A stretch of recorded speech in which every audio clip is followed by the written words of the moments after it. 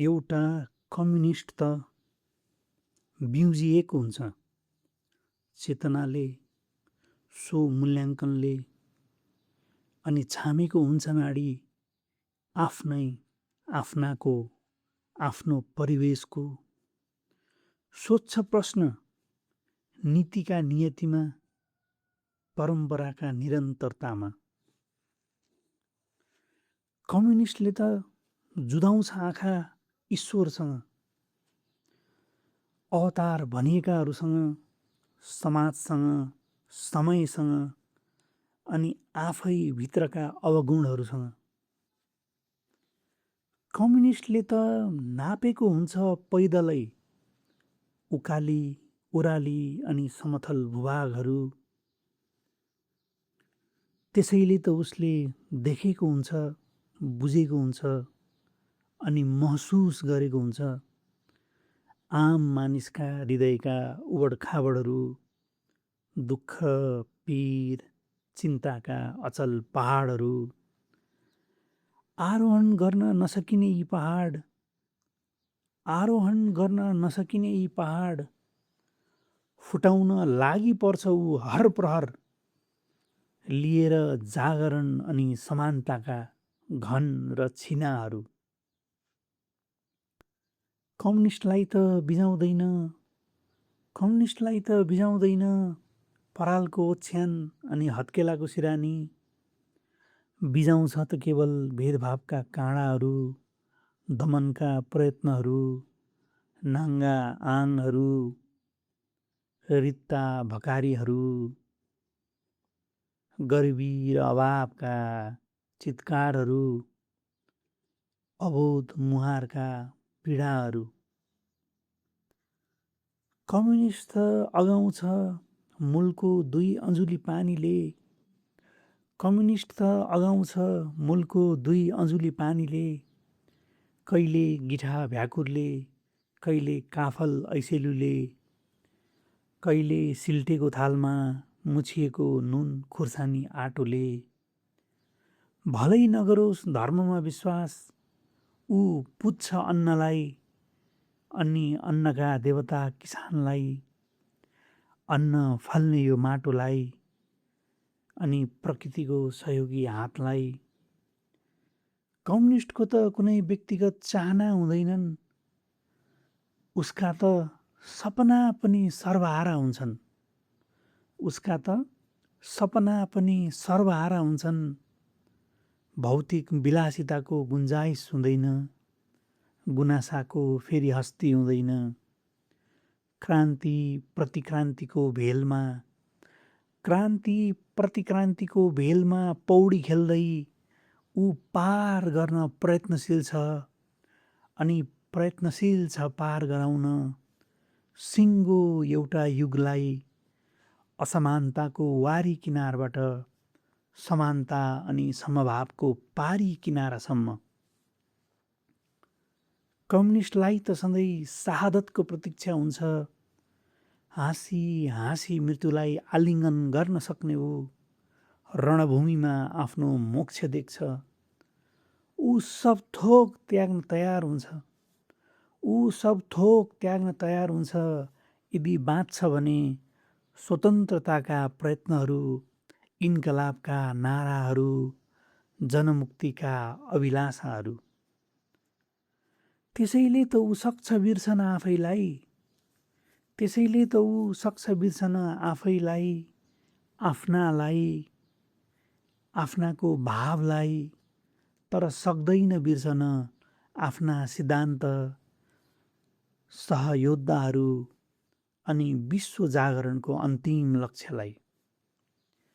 Communist त जीव नै अजीब हुन्छ, कम्युनिस्ट त जीव नै अजीब हुन्छ। न त उसलाई चिनिने मोह हुन्छ, न त कुनै पद प्राप्तिको आशा। ऊ त केवल चुपचाप अनि निरन्तर लागिरहन्छ सत्यको खोजमा। यो समाजको सत्य, उँच नीच हुनुको सत्य, मानिस मानिस बीचका खाडलका सत्य, मानिसलाई मानिसबाट विभाजन गर्ने पर्खालका सत्य। कम्युनिस्टको त त्यसैले होला, कम्युनिस्ट भएर गर्ने पहिलो काम नै आफ्नै नाम त्याग्नुहुन्छ। कम्युनिस्टको त त्यसैले होला, कम्युनिस्ट भएर गर्ने पहिलो काम नै आफ्नै नाम त्याग्नुहुन्छ। त्यो नाम जुन दिएको थियो उसलाई उसको जन्म पश्चात, अनि त्यही नामले बोकाएको थियो अनेकन बोझका भारीहरू, धर्मको नाममा, जातको नाममा, लिङ्गको नाममा, सामाजिक संरचनाको नाममा। कम्युनिस्टले त त्यसैले रोज्छ आफ्ना लागि आफैलाई नै यस्तो नाम जसबाट कुनै दुर्गन्ध नआओस्। यही त हो कारण उसले रोज्ने नाम घाम जस्तै प्रचण्ड हुन्छ, छहारी जस्तै शीतल हुन्छ, नदी जस्तै अविरल हुन्छ,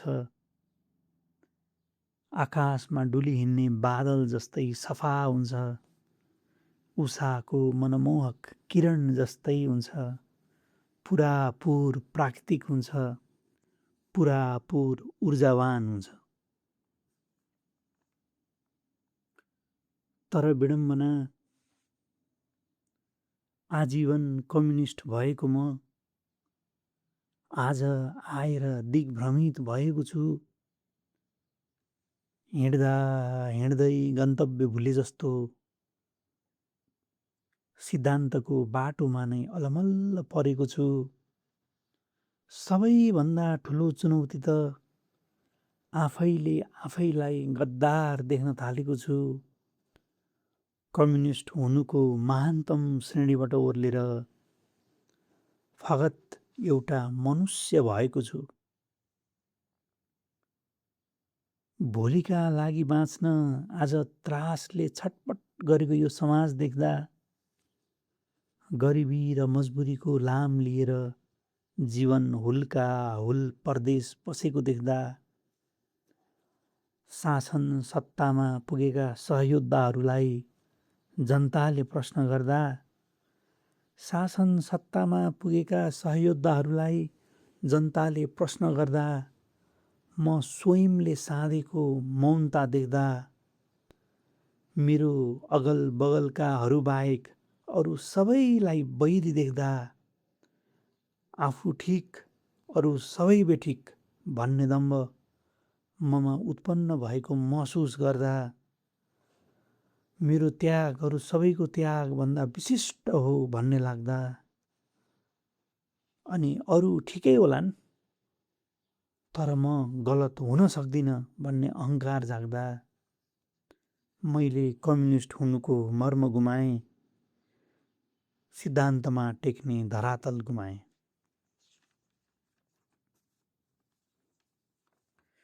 त्यसैले मैले निर्णय गरेँ, अब उपरान्त म केवल मानव हुन्छु। मानव भएर नै हेर्छु, सुन्छु अनि बोल्छु। नजानेका र नबुझेका कुरालाई आयातित र अन्तर्राष्ट्रिय षड्यन्त्र भन्न छोड्छु। युवाहरूसँग संवाद गर्छु, उनीहरूका सपना, योजना अनि चाहनाहरूलाई धैर्यतापूर्वक सुन्छु।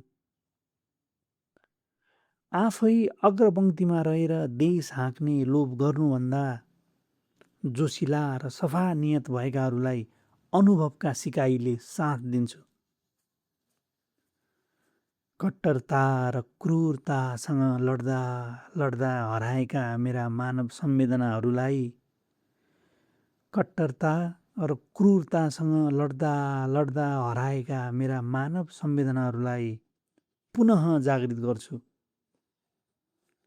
अब म फगत एउटा मानव रहन्छु, सिद्धान्तवादको कठोर घेराबाट निस्केर नवीन चेतनाको खुल्ला आकाशमा स्वच्छन्द उडान भर्छु। द्वन्द्वात्मक भौतिकवाद मात्र होइन, द्वन्द्वात्मक भौतिकवाद मात्र होइन, अध्यात्म अनि पुँजीवादलाई पनि एक फेर आत्मसात गरी हेर्छु। त्यसैले मलाई माफ गर्नु कमरेडहरू, मलाई माफ गर्नु कमरेडहरू, म अब कम्युनिस्ट रहेन। म कम्युनिस्ट रहिरहन सकिनँ, रहेँ त केवल फगत एउटा मान्छे, रहेँ त केवल फगत एउटा मान्छे।